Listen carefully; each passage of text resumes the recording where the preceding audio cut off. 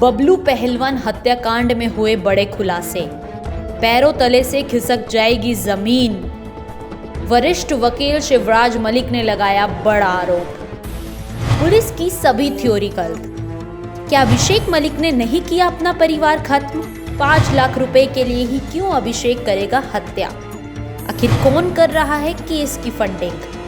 कार्तिक तौर पर नहीं, तार्किक तौर पर देखें केस।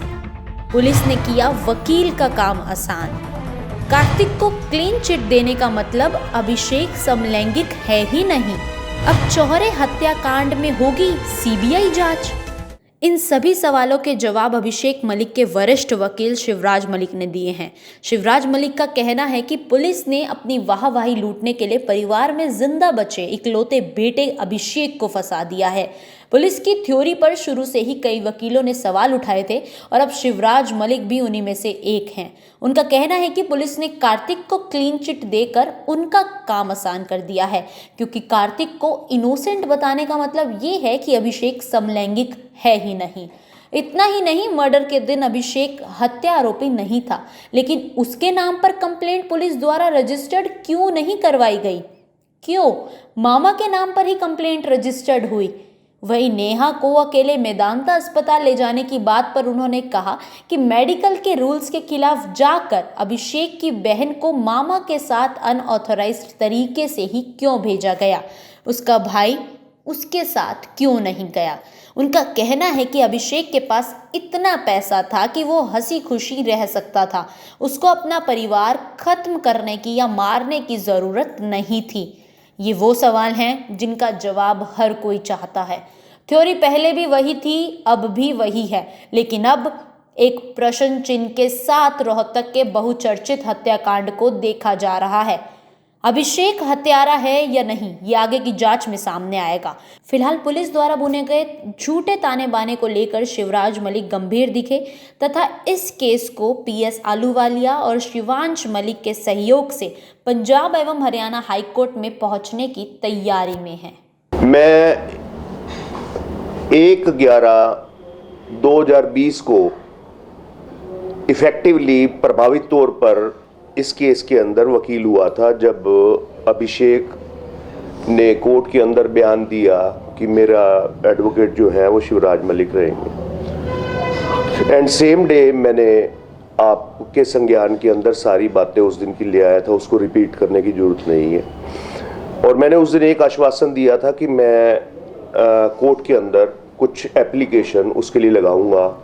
तो वेरी नेक्स्ट डे मैंने एक एप्लीकेशन कोर्ट के अंदर लगाई, जिसके अंदर प्राइमरीली मेरी 4-5 डिमांड्स थी। वो डिमांड नंबर 1 ये थी कि इसकी तबीयत ख़राब है, इसका प्रॉपर ट्रीटमेंट हो और इसके लिए डायरेक्शन इशू हो और इसकी सुरक्षा को एश्योर किया जाए।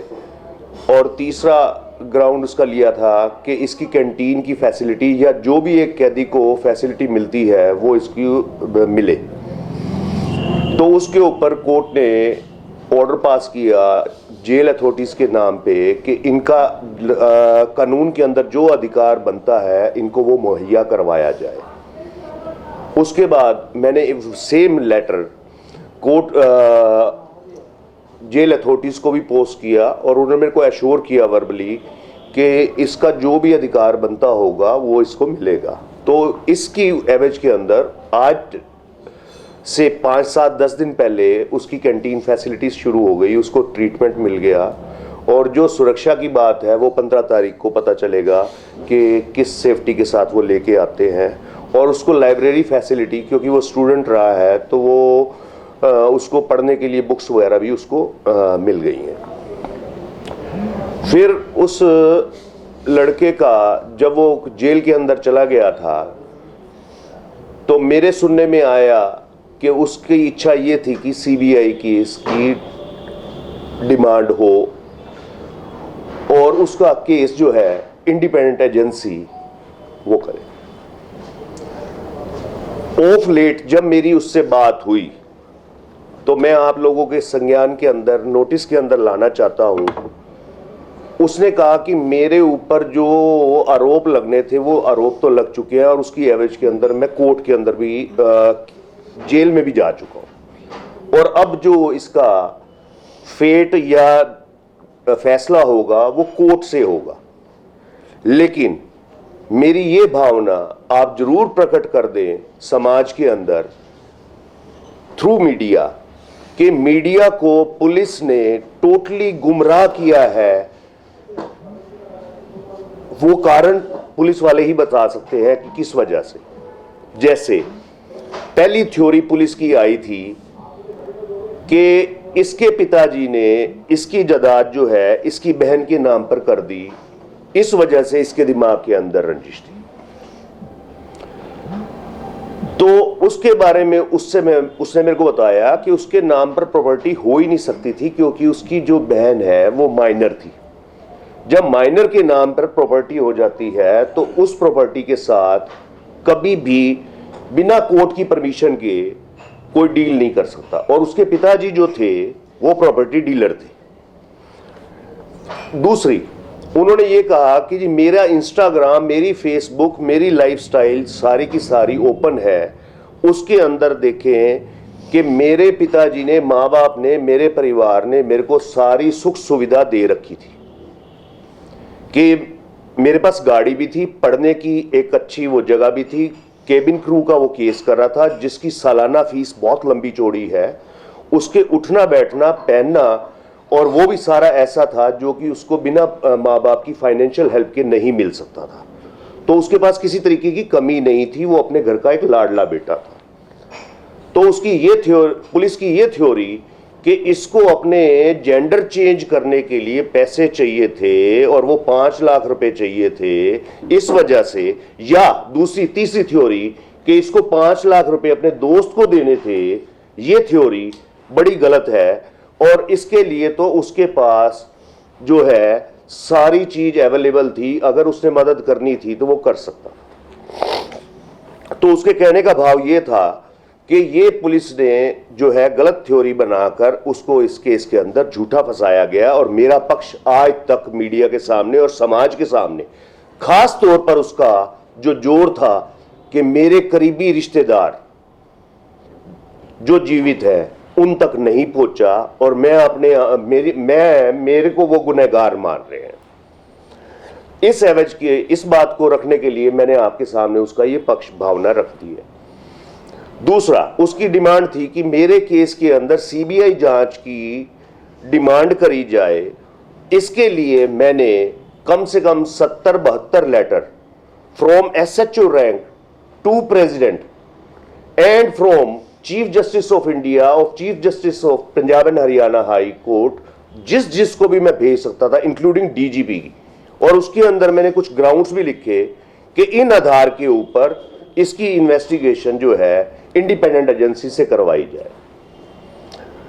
उस संदर्भ के अंदर मैं आपको उसका जो है रिकॉर्ड जो है वो अवेलेबल करवा दूंगा।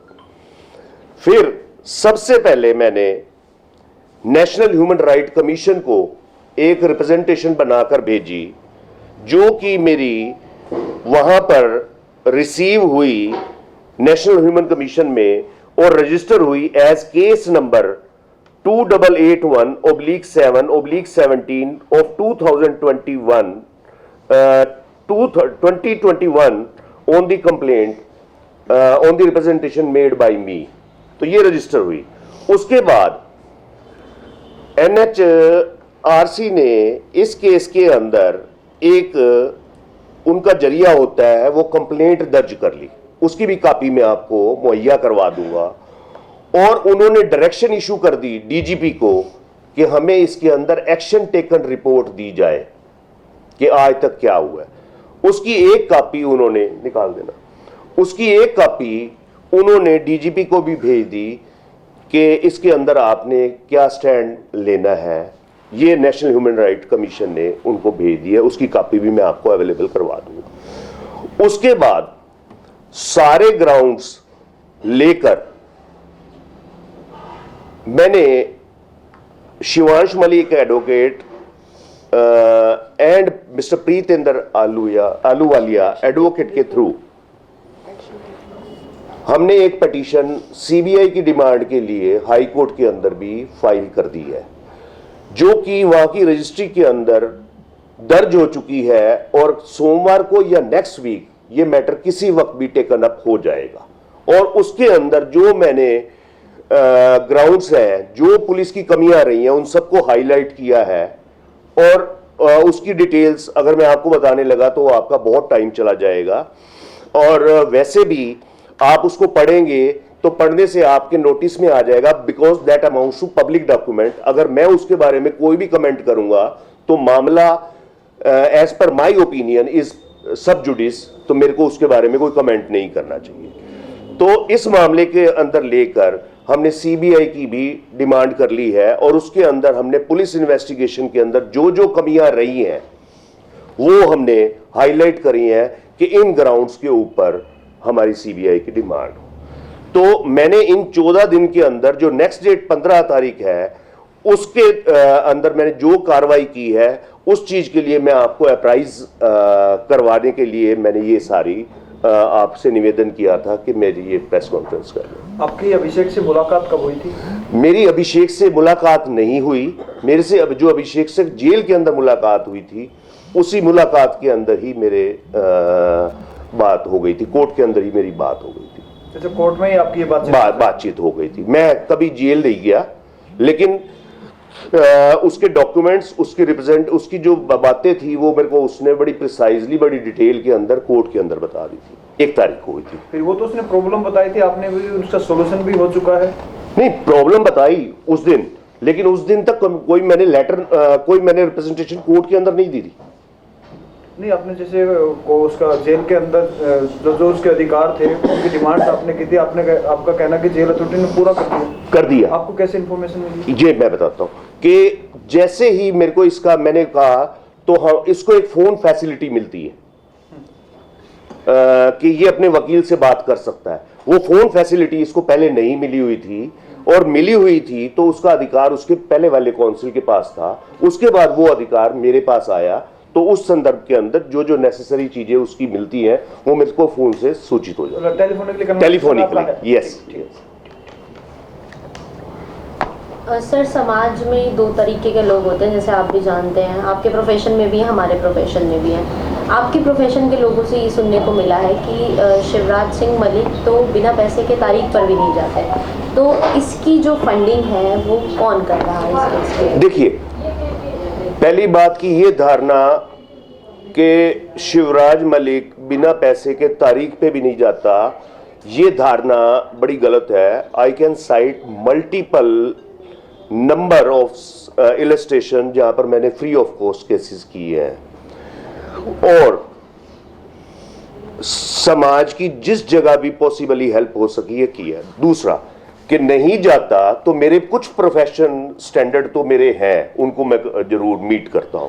अब आपका अगला सवाल था कि इस केस के अंदर फंडिंग किसने करी है, तो जैसे आप लोगों का अपना एक एथिकल कोड होता है, प्रेस वालों का या पुलिस वालों का या पब्लिक सर्वेंट का या जुडिशियल ऑफिसर का या आईएएस ऑफिसर का, उसी तरीके से हमारा भी एडवोकेट एक्ट है, और उस एक्ट के अंदर एक कोडिफाइड लॉ है कि जो प्रिविलेज कम्युनिकेशन है क्लाइंट और मेरी, उसको मैं बाहर नहीं बता सकता कि इसके सोर्सेज क्या है या हमारी क्या शेयरिंग है, ये मैं नहीं बता सकता। और कोई चीज तो दूध का दूध और पानी का पानी हो जाएगा। देखिए, हर एडवोकेट कोर्ट के अंदर अपनी बुद्धिमत्ता से अपना केस प्लीड करता है। Ultimately things are to be decided by the court as per their wisdom, as per their appreciation of the, so if I predict कि दूध का दूध पानी का पानी हो जाएगा और उसकी इंटरप्रिटेशन ये निकले कि वो बरी हो जाएगा, या दूसरी पार्टी ये कहे कि उसकी सजा हो जाएगी, तो ये प्री मैच्योर स्टेटमेंट होगी मेरे पार्ट की। जो काम एविडेंस लीड होके करना है और कोर्ट ने करना है, उसके बारे में मैं भविष्यवाणी नहीं कर सकता। तो बात हुई होगी आपकी अभिषेक से, क्या कार्तिक को क्लीन चिट देना ठीक मानते हैं आप? देखिए, मैं आपको फिर कहूंगा कि हर बात को आप तार्किक तौर पर, कार्तिक तौर पर नहीं, तार्किक लॉजिकली अप्रिशिएट कीजिए। व्हेन अभिषेक सेज कि मेरे को झूठा फंसाया गया है, फॉल्सली इंप्लीकेटेड है, और उसकी स्टोरी कि मैंने जेंडर चेंज करना था वो गलत है और उसके लिए पैसे चाहिए थे वो गलत है, तो इसका मतलब नेट रिजल्ट क्या हुआ कि उसके ऐसे कोई संबंध कार्तिक के साथ थे, ऑटोमेटिकली झूठे हो गए। आप मेरी बात को समझ गए? अब आ गया कार्तिक को क्लीन चिट देना या ना देना, ये पुलिस का काम है, इसके ऊपर पुलिस वाले बताएंगे कि उन्होंने उसको क्लीन चिट क्यों दी। पुलिस का कहना है कि कार्तिक का इसमें कोई रोल नहीं था, तो इसलिए उन्होंने क्लीन चिट मैं आप क्या देखते? मैं तो ये कहूंगा कि उनका ये इस कंक्लूजन तक पहुंचना, सर मैं आपकी तवज्जो चाहूंगा, अब बड़ी जरूरी है। उन्होंने मेरा काम आसान कर दिया। अगर उन्होंने कार्तिक को क्लीन चिट दे दी, समलैंगिक होने के लिए दूसरा एक पक्ष सेक्स जरूर चाहिए होता है। अगर वो कार्तिक नहीं है तो उनकी समलैंगिक होने वाली स्टोरी ही गलत है। नहीं, कानून की नजर में समलैंगिकता क्राइम थोड़ी है ना हो, लेकिन उनका यह था कि उस काम को करने के लिए मेरे को दूसरा आदमी चाहिए। वो दूसरा आदमी उनके हिसाब से कौन था? कार्तिक। उसकी संलिप्तता नहीं पाई गई, तो यानी समलैंगिकता की स्टोरी भी पुलिस की अपनी थ्योरी के हिसाब से गलत है। नहीं, एक चीज और, एक सवाल और, जब 5 लाख रुपए की डिमांड है तो डिमांड कार्तिक की थी क्या? जो अभिषेक के मार्फत पूरा करना चाहता था, तो कहीं ना कहीं इन्वॉल्वमेंट तो कार्तिक की भी थी इनडायरेक्ट, कि उसको उकसाया अपने माँ बाप को इस कदर वो क्राइम करने के लिए मजबूर हो गया कि 5 लाख रुपए नहीं मिले। तो मैं इसकी थ्योरी के मुताबिक मैं आप पुलिस की थ्योरी के हिसाब से, अगर 5 लाख की जरूरत कार्तिक को थी और उसके लिए उसने उसको उकसाया था और उस काम के लिए इसने मर्डर किया था, तो मैं आपको पहले ही बता चुका हूं कि उस लड़के के लिए 5 लाख रुपए अरेंज करना मुश्किल नहीं था। इसके कारण क्या है? उसके पास एक कार थी, उसके पास अपनी ज्वेलरी थी जो शरीर के ऊपर थी, उसको बेचकर भी 5 लाख वो ले सकता था। 1 2, अब आप नोट कीजिए, आप लोगों के संज्ञान में आया होगा कि अभी एक FIR हुई है जिसमें कंप्लेनेंट यानी इसके मामा के फादर ने लिखवाया है कि उनके घर में घुसकर चाबी लेकर कार्तिक के कमरे में से ज्वेलरी चोरी करके कोई ले गया। ठीक हो गया? अगर आज की डेट में भी ज्वेलरी कार्तिक के कमरे के अंदर पड़ी है तो वो चोरी जैसा छोटा जुर्म कर लेता मर्डर करने के बजाय। अभिषेक के कमरे के अंदर ज्वेलरी पड़ी है जहां से चोरी कर ली गई है। अगर उस चोरी को दूसरे मुलजिम कर सकते हैं, उसी आभूषणों को वो लड़का भी उठा सकता था और 5 लाख की अपनी वो जरूरत पूरी कर सकता था। तीसरा पक्ष कि पुलिस ने बबलू पहलवान के परिवार के अंदर जितनी भी ज्वेलरी थी उसकी वीडियोग्राफी करके, सर आप भी इसको देना, वीडियोग्राफी करके आधी मामा को और चाचा के हवाले कर दी। उसका सबूत जो है वो पुलिस के पास है। यानी जिस दिन बबलू के परिवार की हत्या हुई उस दिन घर के अंदर ज्वेलरी अवेलेबल थी जिसको बाद में पुलिस ने सेफ कस्टडी के अंदर दिया। अगर वो पुलिस को मिल सकती है और वो बच सकती है तो वो अभिषेक वहां से उठाता, उसको मारने की जरूरत नहीं थी। और नंबर 2, उसको अब अगर कोई बंदा चोरी कर रहा है तो उसको अभिषेक उठा लेता। नहीं, पुलिस का तो ये कहना था कि अभिषेक से रिकवर की है। नहीं, 2 अलग पहलू है।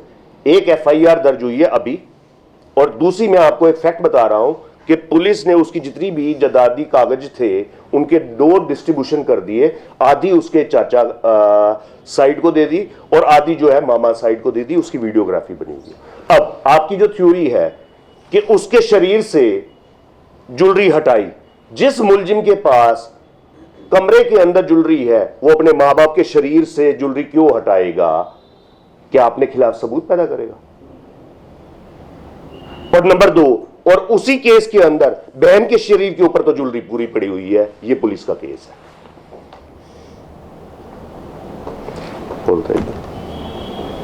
अब आप अंदाजा लगाइए कि पुलिस की थ्योरी कहां बिगड़ रही है। अगला, पुलिस ने कहा कि इससे पिस्टल रिकवर हुई है, और अगर आप देखें तो आप मीडिया वालों के पास उसकी फोटो है दमन साहब, और नहीं है तो वो फोटो मैं अभी दिखा सकता हूं। उसके अंदर पुलिस वाले अपनी कस्टडी के अंदर मुलजिम को रिवॉल्वर दिए हुए हाथ में दिखाया हुआ है।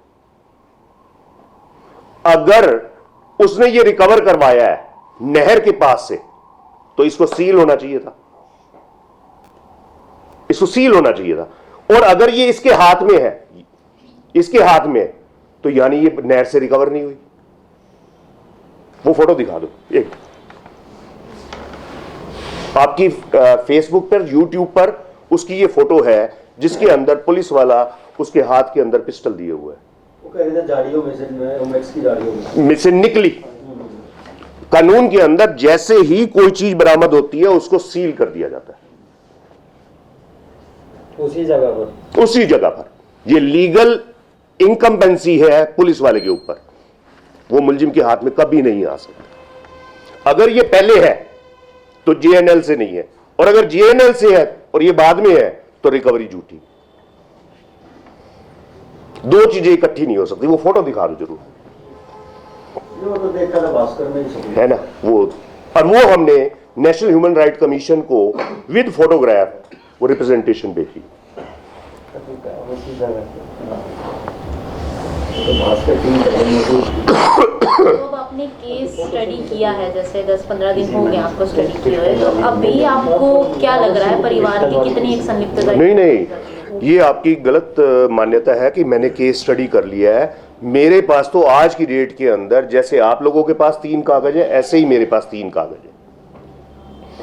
ये तो जितना मेरे को मीडिया से, अखबार से ये सारी चीजें मेरे को मिलती गई, उनकी मैं कड़ी बनाता गया कि पिस्टल रिकवर हुई है। अगर पिस्टल रिकवर हुई, आभूषण उसके शरीर से हटाए गए हैं, ये कानून रिमांड पेपर के ऊपर लिखा हुआ है, तो वो हटाए गए हैं, तो उनकी स्टोरी ये भी है नया। अब मैं अगला सवाल आप लोगों के सामने लाता हूं कि अगर बबलू की मौत हुई उस दिन तक अभिषेक मुलजिम नहीं था, ये आप लोग मानते? अगर वो मुलजिम नहीं था तो सबसे पहले पहुंचने वाला इंसान भी वही था। लीगली पुलिस को क्या चाहिए था कि कंप्लेंट इसी से लिखवाते, चाहे बाद में मुलजिम बना देते, लेकिन उन्होंने कंप्लेंट किसी और को बनाया, उसका मामा को बनाया। क्या वजह? ये क्वेश्चन मार्क उठाती है बातें। उसके मामा को बनाया। और नंबर 2 सबसे बड़ी गलती कि नेहा जिंदी थी, लड़की जिंदा थी, उसका ट्रीटमेंट चल रहा था। अगर आप मेडिकल का रिकॉर्ड देखेंगे तो इसका मामा सम अनऑथराइज्ड कुछ बंदों को साथ लेकर वो इसको मैदानता लेके जाता है। पुलिस ने ये परमिशन क्यों दी? चाचा ने सवाल भी उठाए थे इसके। अगली बात, और फिर वहां से ये वापस आते हैं और उसके बाद ये डेथ होती है। उसके साथ अभिषेक को साथ क्यों नहीं लेके गए? तो ये कुछ एक ऐसी चीजें हैं जो मेरे नोटिस में आई, जिन्होंने मेरी आईब्रोज, ये मैं इसको बड़ा कर रहा हूं, ये तो खाली हाथ है जहां वो जीएनएल पे है, और ये पिस्टल उसके हाथ में है, और ये 2 तफ्तीशी हैं इस केस के।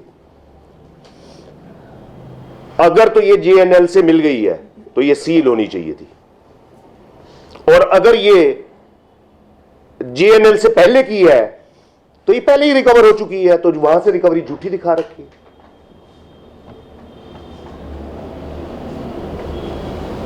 और इसी तरीके ज्वेलरी, जिसके घर के अंदर आज भी चोरों के लिए ज्वेलरी अवेलेबल है, जिसने चोरी की है, जैसे कि इसका नाना कह रहा है, तो वो ज्वेलरी अभिषेक के लिए भी अवेलेबल थी। वो चोरी करके पैसे पूरे कर लेता, उसको मारने की जरूरत ही नहीं थी, अगर मारने का मोटिव पैसा है।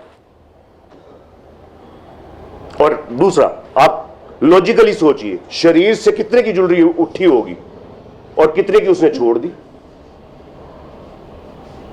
तो इसमें किसने भी मर्डर किया? चलो आज के दिन में आपको क्या मोटिव नजर आता है? देखिए, मेरे को इस वक्त जो मोटिव नजर आ रहा है वो सिर्फ इतना ही मोटिव आ रहा है कि इसके अंदर पुलिस ने बड़ा आसान सा एक रास्ता निकाला कि इसी को कर दो, इसकी कोई पैरवी करने वाला नहीं मिलेगा, और अपना केस सोल्व करके दिखा दो। कारण ये पुलिस की पेट में। नहीं, वो तो पुलिस का है, लेकिन हत्या तो हुई है, किस वजह से की थी आपने इतनी बात रख दी, तो आपको नहीं, हत्या करने वाले के पेट में क्या है इसके बारे में मैं नहीं बता सकता, लेकिन जिसके ऊपर आरोप लगे हुए हैं उसके बारे में मैं आपको कारण दे रहा हूं कि उसके पास ये कारण नहीं। अच्छा, आपने उसके मामला पर भी शक जताया कि इस तरह हॉस्पिटल से मेदांता लेके गई फिर वापस अगेंस्ट मेडिकल एडवाइस। मैं नहीं कह रहा कि वो उन्होंने गलत किया ठीक किया है। जब डॉक्टर कह रहे हैं इसको नहीं ले जाना चाहिए था तो वो क्यों लेके गया? अगर वो क्या पता सेव हो जाती तो कहीं मामा की कोई इन्वॉल्वमेंट हो सकती? मैं how can I comment? This is for the police to investigate the matter. कि रियल कल्पिट्स अभी दे आर स्कॉट फ्री, वो आजाद घूम रहे हैं।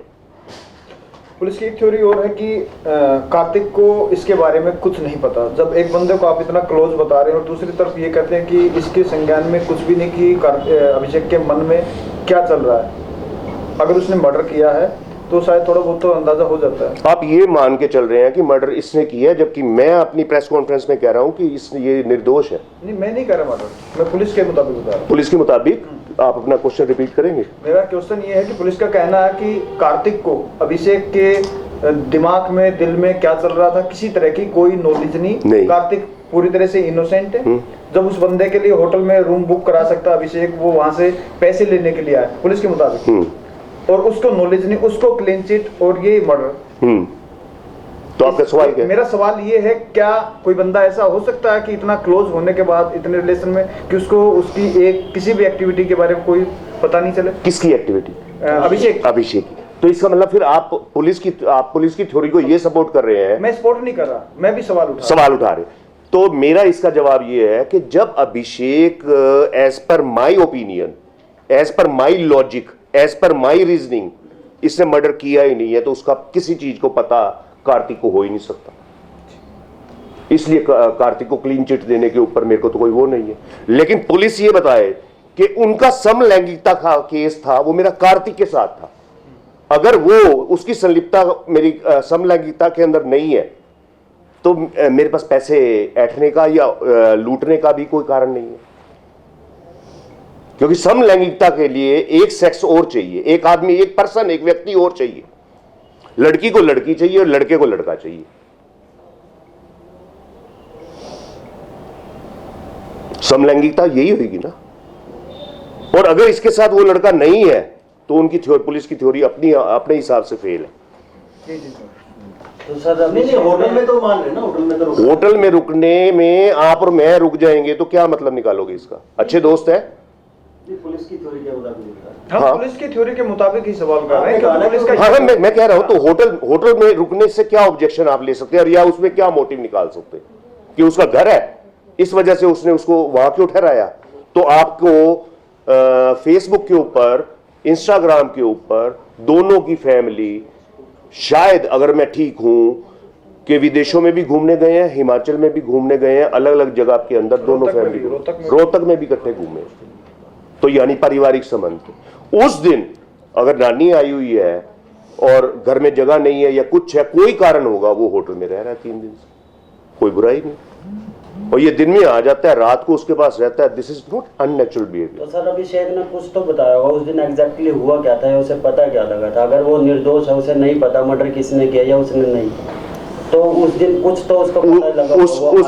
उसकी स्टोरी के अनुसार जो उसने मेरे को बताया है, आप मेरे से पूछ रहे हैं तो मैं आपको बताता हूं। वो ये कहता है कि मैं सुबह आया हूं, मैंने अपना खाना पीना किया है, मैं अपने पड़ोस में भी मिलके आया हूं। पड़ोस में एक पड़ोसन को दादी कह रहा है, दादी को मिलके उसके बाद ये चला गया है। जाने के बाद ये दोबारा आया है तो इसका दरवाजा नहीं खुला। जब दरवाजा नहीं खुला तो इसने इन्फॉर्म किया प्रवीण को। प्रवीण ने कहा पड़ोसियों की मदद ले ले, तब इसने पड़ोसियों की भी मदद ली। अब मैं आपसे सवाल पूछता हूं, ये भी स्टोरी एडमिटेड है कि उसने पड़ोसियों की वो ली? एडमिटेड है, मदद ली है। और उन्होंने कहा हमारी छत से तू अंदर चला जा। वो अंदर से, उनकी छत से अंदर गया है और वहां से वो आया है और उसने दरवाजा खोला है तो इकट्ठे बहुत सारे लोग गए हैं जिन्होंने इसको देखा। और पुलिस इसको रेकी का नाम दे रही है। सुबह आया तो रेकी कर गया और दोपहर अपने घर के अंदर भी रेकी, कितना फुलिश बात है। अपने घर की मैं रेकी करूंगा कि मैं जिसकी करी कराई है रेकी। एक सवाल है, मान लीजिए मेरा दोस्त होटल में और मैं उसको छोड़ के बार बार घर आ रहा हूँ, तो मेरा कारण क्या होगा? मैं घर जो आ जब होटल के अंदर उसका दोस्त रह रहा है, वो उत्तराखंड से आया है, उसके साथ वो उसका घूमना फिरना भी है, वो वहां जाएगा भी और घर आएगा भी, घर आना भी नेचुरल है, उसके पास जाना भी नेचुरल है। इसको रेकी नहीं कहेंगे, रेकी नहीं कहेंगे। तो वैसे जर्नली आया था, जनरली आया था, जनरली ही आया था। ये नेचुरल बिहेवियर है। जैसे अभी मैं आप लोगों के सामने हूं, 20 मिनट पहले कुछ लोगों के सामने ही मैं कोर्ट से आया हूं, अब दोबारा कोर्ट चला जाऊंगा। तो कोर्ट जाना मेरे प्रोफेशन से लिंक्ड है, मेरा जाना आना और 1 बजे के बाद मेरा खाना खाना फिर चला जाना, ये रेकी नहीं है। घर के अंदर रेकी नहीं होती। अनजान जगह पर अगर मैंने ऑफेंस करना है तो उसकी प्लानिंग बन सकती है कि मैं वहां जाकर पहले हथियार रख दूं, दरवाजा खोल दूं कि इस रास्ते से मैंने निकलना है, अपने घर में से नहीं।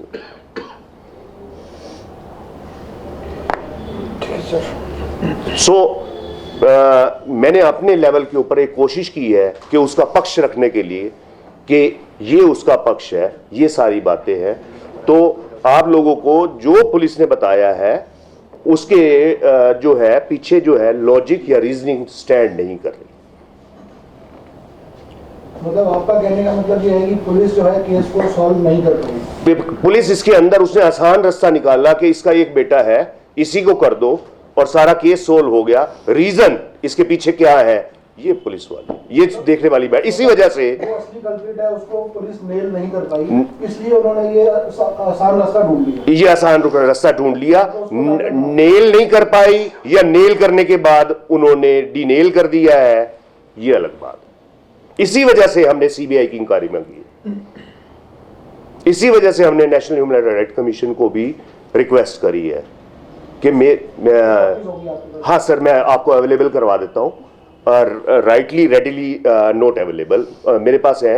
अगर मेरे को आप कहोगे तो मैं आपको व्हाट्सएप भी कर दूंगा। व्हाट्सएप में आप जिस मेल से आपने सूचना दी थी सबके पास है। सर मैं कर दूंगा, मेरे लिए वो उल्टा 1 क्लिक अवे है, मैं कर दूंगा।